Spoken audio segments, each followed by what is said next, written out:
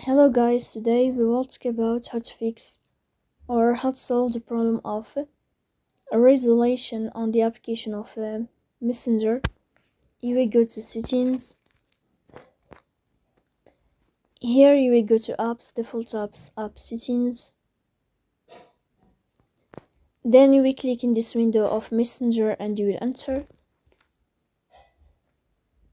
After that, in this page of app info, you will click on first stop and you will click OK.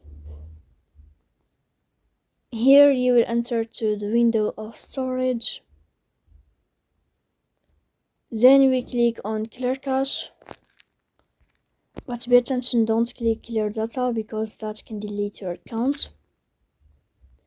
In the end, you can turn off your phone and you can restart your phone again to fix that problem. So please don't forget to support us by like and subscribe. See you next time.